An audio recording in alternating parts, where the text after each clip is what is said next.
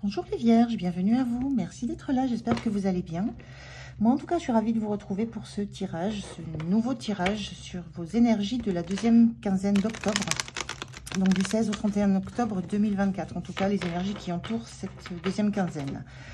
Comme d'habitude, hein, prenez les messages s'ils vous parlent, s'ils résonnent avec vous. En général, je suis le fil du premier message qui me vient, donc je n'extrapole pas sous tous les angles possibles et imaginables d'une carte. Donc si ce message premier ne vous parle pas, eh bien laissez passer. Voilà, ça c'est très très important. Alors comme d'habitude aussi, je vais commencer par un premier message oracle pour l'énergie qui vous accompagne sur la quinzaine ou celle que vous avez sur cette entrée dans la quinzaine. Je continuerai avec des compléments avec le tarot et je finirai avec un message, un conseil pour vous. Voilà, allez, c'est parti pour vous les Vierges. On regarde quelle est cette énergie qui vous accompagne sur la quinzaine du 16 au 31 octobre 2024, s'il vous plaît.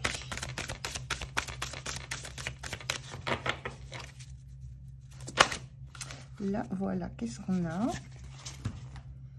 22, la carte accueillir. Donc, magnifique carte, hein, comme toutes celles de ce jeu. L'énergie pour vous, là, ça va être d'accepter d'écouter ce que vous ressentez, d'accepter d'accueillir les informations que vous intuitez, que vous entendez, cette petite voix, d'accepter d'accueillir ce que peut dire votre cœur, les émotions que vous ressentez. Il y a une notion d'être dans cette posture d'accueil, d'acceptation, d'acceptation que vous ayez des ressentis à entendre.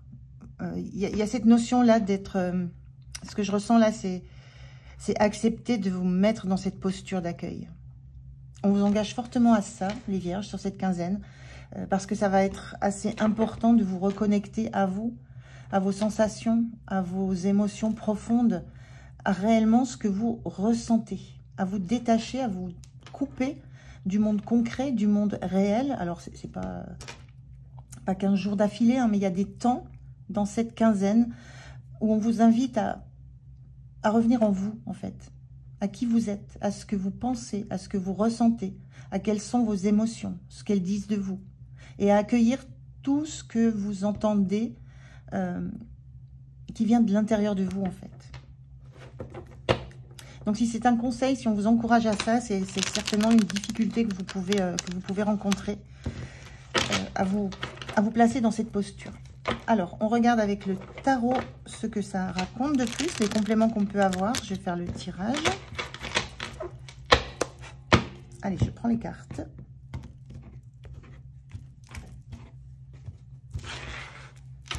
Allez, je vais prendre 3 cartes pour la situation peut-être qui se présente, ou dans quoi vous êtes cette quinzaine. Une carte pour vous, comment vous sentez, le point de soutien, à quoi il faudra faire attention et comment vous serez sur la fin de la quinzaine. Et en dos de deck, on a ce 9 de denier inversé. Le 9 de denier, c'est la satisfaction d'être indépendant, autonome, d'être dans l'abondance, de n'avoir besoin de personne, d'avoir tout ce qu'il fallait faire, d'avoir fait tout ce qu'il fallait faire pour ne manquer de rien. Là, cette carte, elle est inversée et ça me renvoie quand même aux notions que là, on est dans le denier, dans le pentacle, dans la matière, dans l'argent, dans les biens, dans le concret, le matériel. Là, on vous demande d'entrer dans une posture d'accueil. Donc, il y a peut-être cette posture-là d'être rassurée, indépendante dans tout ce qui est matériel autour de vous et d'accepter pour quelques moments dans votre quinzaine de vous positionner dans cet accueil de vos émotions, de vos sensations, qu'on ne retrouve pas forcément ici. Alors, quelle est la situation? Qu'est-ce qu'on peut vous dire de plus?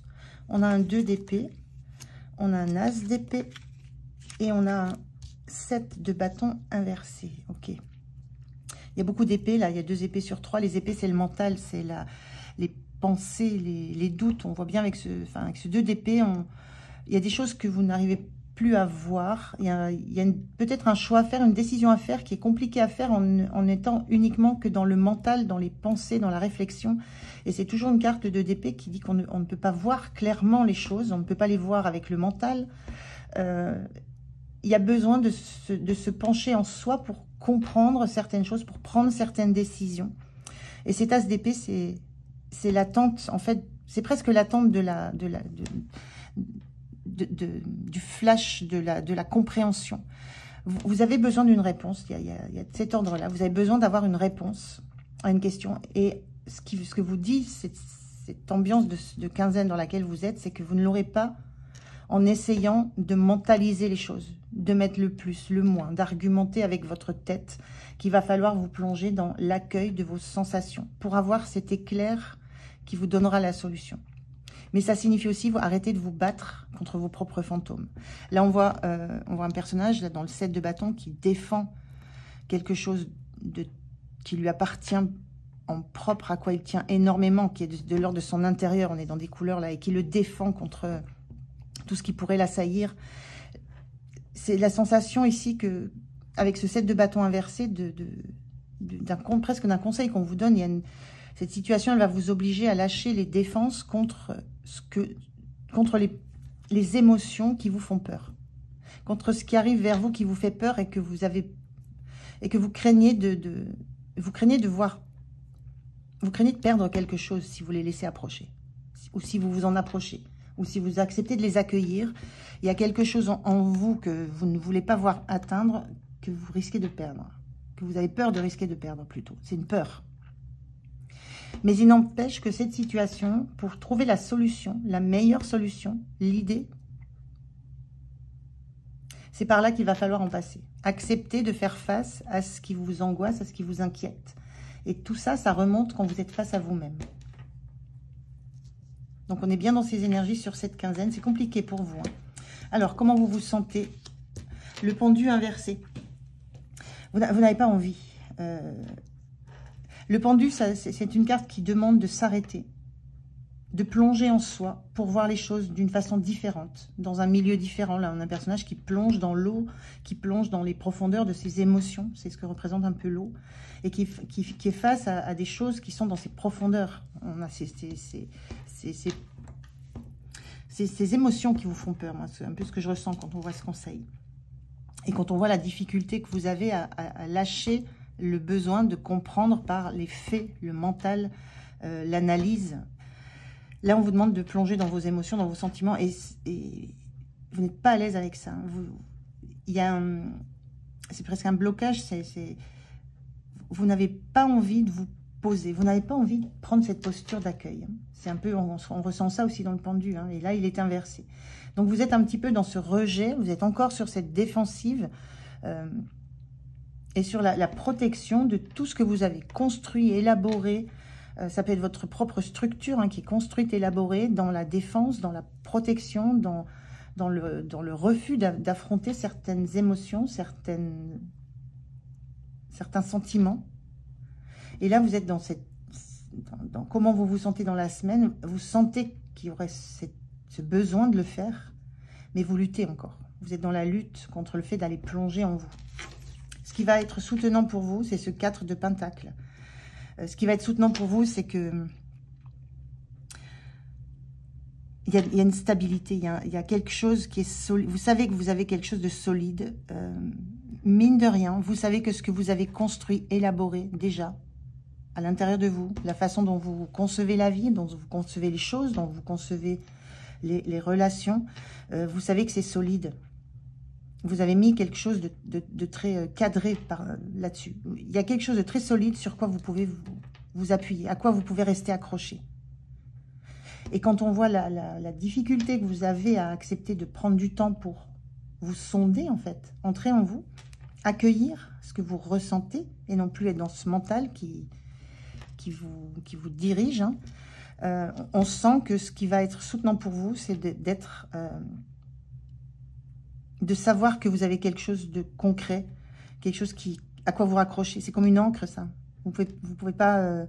ça ne vous lâchera pas. Il y a quelque chose de solide sur quoi vous pouvez vous appuyer. Sur quoi vous pouvez vous asseoir, qui sera toujours là. Ça, c'est en vous. C'est construit, c'est élaboré, vous pouvez vous raccrocher à ça. Et ce qu'on vous dit, c'est ne le lâchez pas. Enfin, avec ce 4 de Pentacle... ça peut être aussi soutenant d'essayer de vous détacher de cette structure-là. Je vous dis, vous ne le lâchez pas, mais on voit ici quand même une clé. Ce qui peut être soutenant aussi, c'est d'accepter de lâcher cette forme de structure, cette forme de cadre dans lequel vous vous êtes installé. Ça vous rassure, mais c'est peut-être aussi ce qui va vous soutenir d'accepter de sortir de ce cadre, de couper le lien avec une structure beaucoup trop rigide et d'entrer dans le flow, dans les eaux, donc dans ce qui est souple, dans ce qui bouge, dans ce qu'on ne peut pas, on ne peut que le sentir passer, on ne peut pas l'attraper, on ne peut pas le mettre en boîte. Donc il y a plus de ça dans le point de soutien, c'est accepter que vous êtes capable de lâcher des choses qui sont figées et d'entrer dans une forme de douceur. Le point de vigilance, c'est le 9 de coupe. Le point de vigilance, là, je dirais, c'est ne pas vous... Alors, le 9 de coupe, c'est la réalisation, j'ai du mal, là. La réalisation des vœux, la réalisation des souhaits. C'est être satisfait de ce qu'on a. Et le point de vigilance, là, c'est de vous dire de ne pas vous satisfaire, justement, de là où vous en êtes émotionnellement. Le point de vigilance est sur les émotions. Le point de soutien, c'est lâcher ce qui vous bloque, ce qui vous retient, ce qui vous empêche de grandir, d'explorer beaucoup d'autres domaines. Et le point de vigilance, c'est ne pas vous contenter de ce que vous pensez être, ce que vous avez toujours désiré. Il y a mieux, il y a plus. Ne pas vous imaginer que vous êtes au summum de ce que vous pouvez vibrer ou ressentir. Pardon. C'est un petit peu lâcher cette idée que vous avez tout ce que vous voulez émotionnellement. Il y a un petit peu de ça.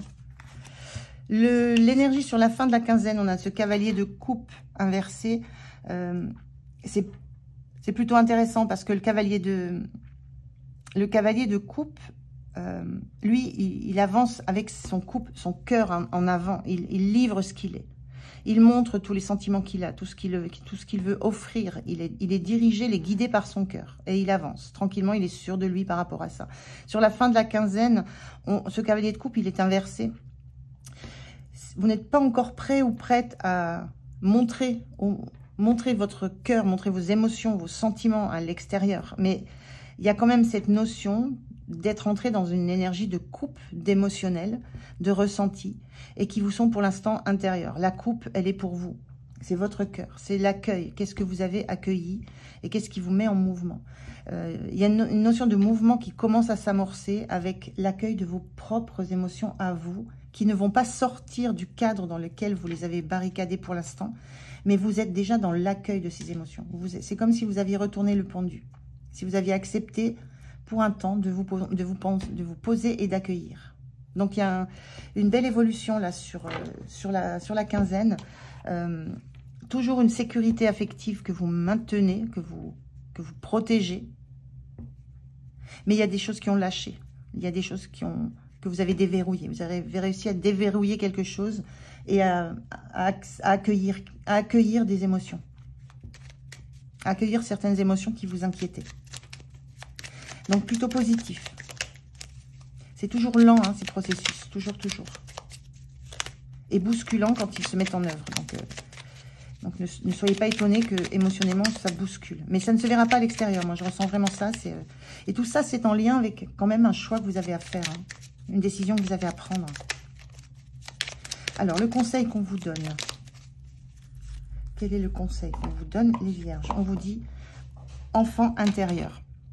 Travail intérieur et développement personnel ne riment pas forcément avec des activités sérieuses et lourdes. N'oublie pas de nourrir ton âme d'enfant avec des activités qui te font du bien et t'apportent de la douceur. Je vous le disais, il y a de la douceur qui arrive. Vous acceptez d'être doux avec vous-même.